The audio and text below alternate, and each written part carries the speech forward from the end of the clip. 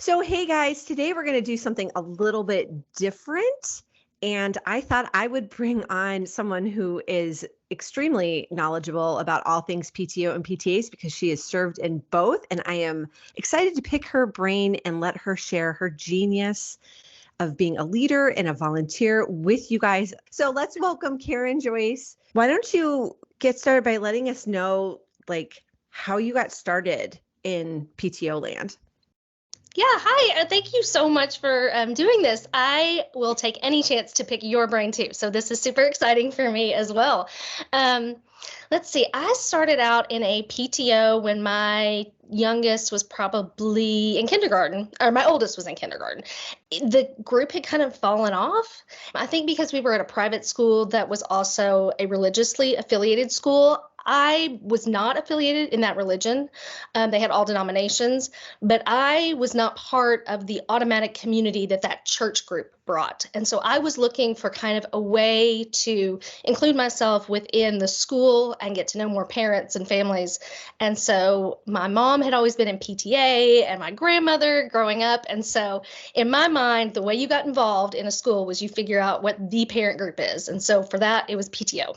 And so my first year, I was a volunteer. And, if you're going to complain, I feel like you've got to get involved. And so I had some growth thoughts about where I would like to be involved as a parent and where I would like to see the school move in terms of parent participation and volunteer opportunities. And so and for us, it was kind of like being tapped. There wasn't an election process.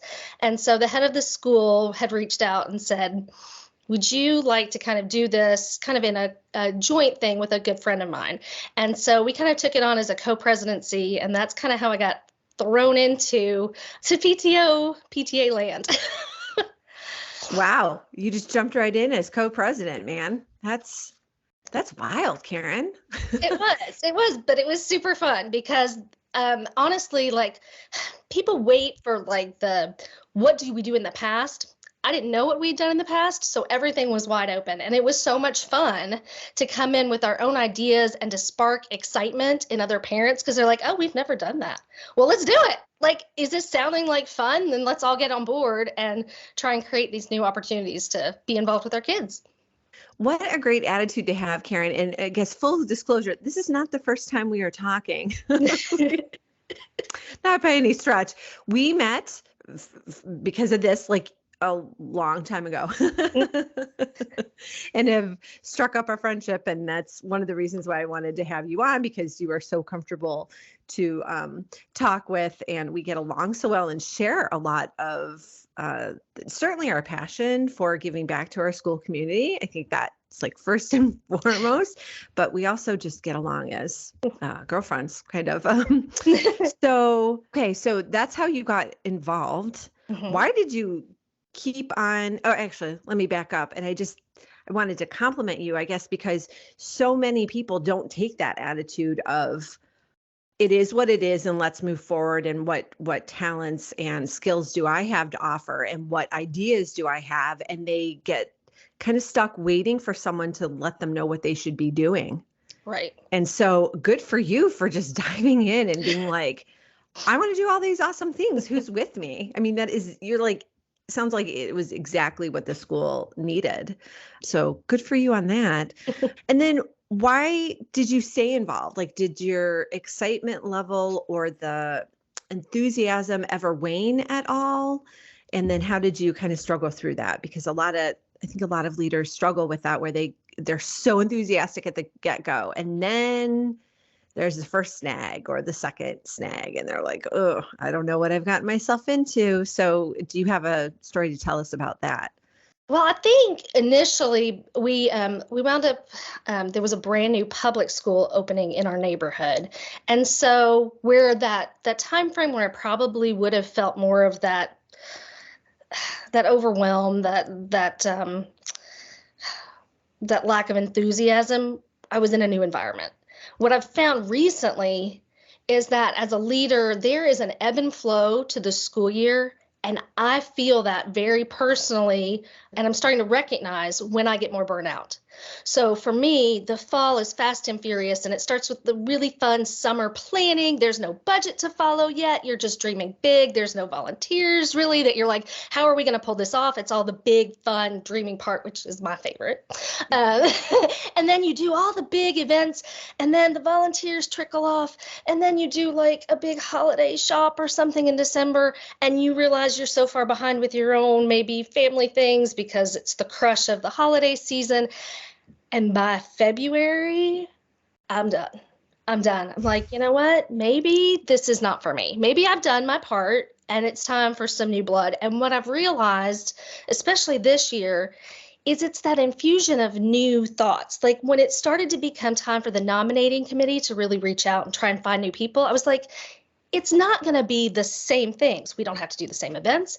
It's not going to be the same people with the same personalities. And I felt that rejuvenation again about like, let's change it up, because people don't want to do the stale things. Just like we talk about with fundraisers specifically, right? If you do the same fundraiser every single year, people are like, I've done that, right? Womp Seen womp. it, been there, done it.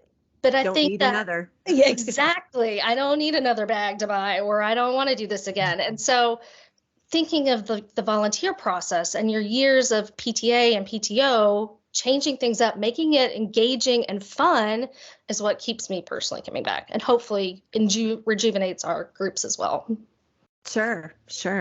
Yeah, that annual turnover is good. I guess it's the possibility of new and what can come, because you kind of know what you're already dealing with, and there are good and bad parts of every year. But you're right, it is that looking forward to the end of the school year, because you're more than halfway done. Yes. And then it's like, okay, maybe like this year we had somebody who just their daughter transferred schools mid-year. So then as president, there was an additional role I had to fill because there was no one who wanted to take that on. And I'm like, okay, well, maybe next year I can get somebody to take this off my hands. So that is a really good part of the whole cycle of it, of everything.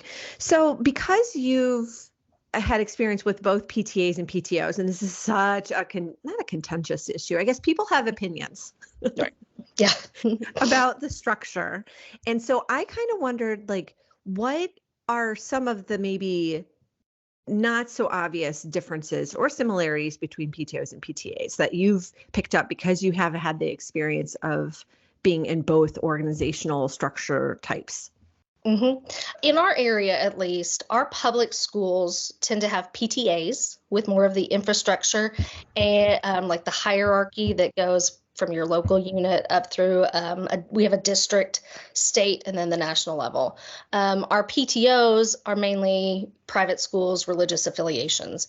I think the safety net for the public schools is that with the infrastructure of the PTA, you're kind of housed under the umbrella of some of their 501c3 corporation identity. And because you're having to check off boxes with a higher up organization, they feel like that's a safer way to have an independent parent organization. I would say that there's more autonomy in terms of things like, I feel like a PTA is more like running a nonprofit, an independent group.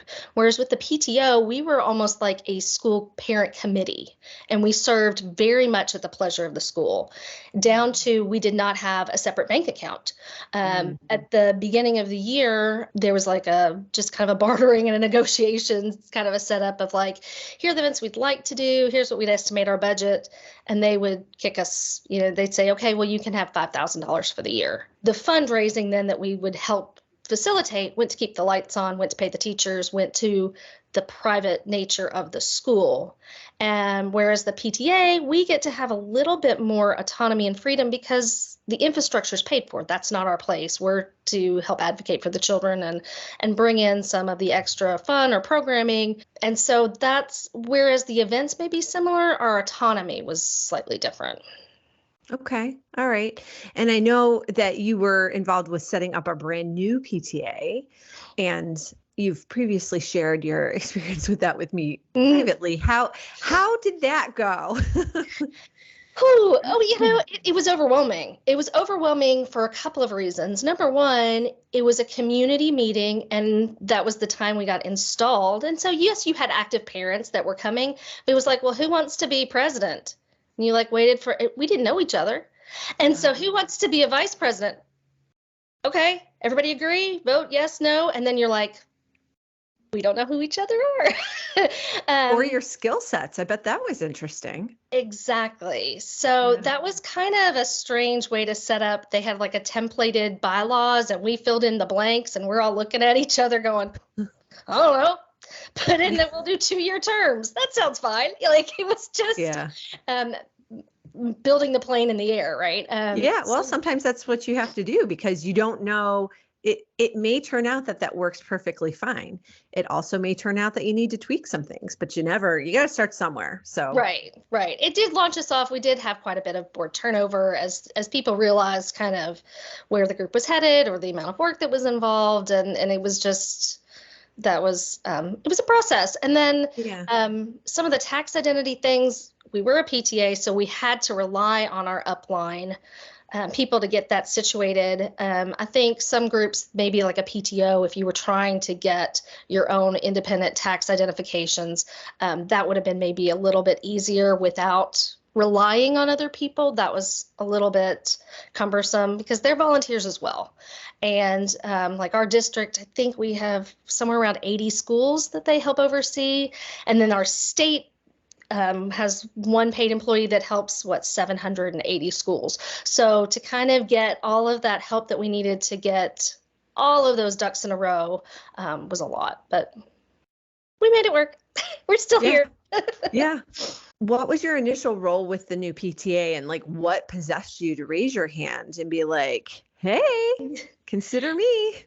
I think the same thing that got me involved at our first school was just not knowing the community and wanting to get involved. Brand new school, nobody knew any of the staff. They were coming from different counties, and not even through our neighborhood network did we know a lot of people. Our neighborhood had been redistricted like 3 different times within a very short period of time to different public schools, and a lot of families were in private schools. We didn't even know our neighbors because our children didn't have a centralized, focus of the neighborhood school. So wanting to get to know people, wanting to get involved. And a little bit of that, I think some of us type A'ers were like, I want to help lead the ship. I came from leading and I didn't want to sit back and go, I wanted to help be part of that process. So I think our bylaws have call out like president, treasurer, and secretary is the core necessary 3. And then we have 4 vice presidents and they're not named. So I was elected as an unnamed VP, and then we kind of had to hash it out, and I kind of got slotted into the large fundraising role. And I think that lasted 2 months. And then I think we had some board turnover, and then I took over programs, and that's really where I stayed for 2 years before I was elected as the president of that unit for the last 2 years. That's a lot. I remember us talking about that, and you were just like, woo, deer in headlights with a lot of stuff going on, a lot of issues. So good that you worked through it and saw that. Why did you stick around, I guess? Because some people bounce. Some people go, it's enough. I've met these people. No thanks. I think, honestly, it was the connections I made inside the school. Yeah, the parents were good too, but that was the part that I could not recreate outside of PTA, to be in the building, to be getting to know faculty, staff, to really understand more of the inner workings of, where my children were benefiting. And I think that's a huge part of being part of a parent organization, especially in a leadership role, is that you get to build those relationships with the teachers and staff. Absolutely. I found that throughout the years. I know more about what my kids are doing. I know what's going on in the school. I can say, hey, did you, like this year I have a senior, so it's like, hey, did you apply for this scholarship they just added? And he's like, oh, yeah, I got to get on that. But just a whole bunch of things that I don't think I would have known otherwise. So I think you're right and smart for for seeing that as the benefit that it is. What is something that you didn't quite expect, but turned out to be something positive from that came out of your involvement with your PT or PTA? Like, did you expect to know what was going on in the school more? Like, was it the relationships that you just talked about forming, or the knowledge that you were gaining, or was it something else? Gosh, something that like became more positive than what I was expecting. Or something good that happened, I guess, that you weren't necessarily expecting. Like I initially joined because I didn't really have friends. And so I thought that was like an avenue to have friends, because not that nobody wanted to be friends with me, but here in Cleveland, we have a couple different major hospital systems. And so there are a ton of people who come here for their residencies or fellowships, and then they get placed around the country. So it just so happened that all of the friends I initially met when the babies were like in our nursing group or whatever, they were all married to doctors or were doctors themselves. And so they were gone by the time the kids were like 3.5. And I'm like, okay, need to meet some more people here. So that was one reason I got involved. And so I guess I didn't necessarily anticipate that. I knew I'd make friends, but some of my very best friends have come out of PTA, and people I've seen who I can truly be friends with, and who are kind of convenient friends or convenience friends that I thought were friends, but are, not so much. They didn't feel the same way. It's like, oh, okay. And I think just the work through PTA has shown me that. So that's my example. Well, I was kind of thinking of a specific example of last year's Teacher Appreciation Week. We had a great committee, but something kind of fell through at the end, and we thought we were going to kind of do a catered meal. And we were like, scrap that. We're going to like do it by purchasing kind of food that's from a local place and pre-making some stuff. And I was really hesitant about how that was going to come off. Do we have enough hands to do that? And really, it was a fabulous way to save money and get more people involved. If we had just written the check and said, bring in the meal, we wouldn't have had that time to actually stay, serve, replenish, because we took more of that on. And so sometimes I think the event type of things where I'm like, oh my gosh, this is so daunting, and it's boots on the ground kind of work again. And you're like, wow, that was really worth it. Because whereas I was initially focused on the work aspect of it, the time that it was taking, the preparation, the logistics, at the end of it, it was about the relationships. It was about meeting with other volunteers and meeting with the staff and providing something that was so appreciated and welcomed. And so I think sometimes the things that you think are not going to turn out like that, there really is worth in the work that we're putting in. Oh, for sure. For sure. I think that's really underestimated with you think if this was any other kind of organization, there'd be more help out there, and there isn't. And again, that is one of the reasons why I started doing this, because I thought, well, someone's got to talk about this, because why should we all have to figure it out by ourselves, like on our own? So it's just because a lot of it is cyclical and very repetitious. And so it's not about coming up with it, it's about refining it. But if you don't realize that you need to capture it and then refine it, you're stuck in that constant creation mode, which I think is hard. Very much That's so. where I get burnout. I'd rather just repeat the same thing and improve upon it. Maybe, I mean, there's ways to do the same thing, but slightly tweaking it. Absolutely. So, like staff appreciation luncheon, you can pick a different theme every year, or a different cuisine or whatever, and it's the same thing, but kind of not. Right. So. A variation on the theme. Yes.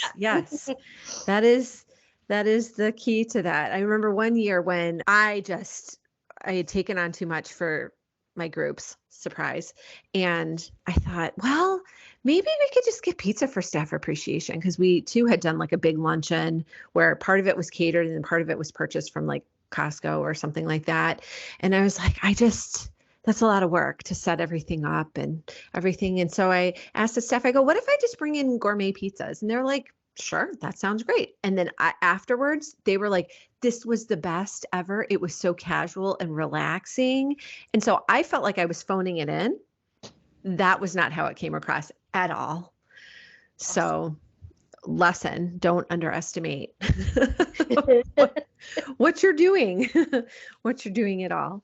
Well, Karen, thanks so much. I know you have a ton of stuff to get to because I know your schedule and all your kiddos. So I will let you go for now, but thanks so much for being here with us. Thanks so much for having me. All right. I'll talk to you soon. All right. Bye-bye. Bye.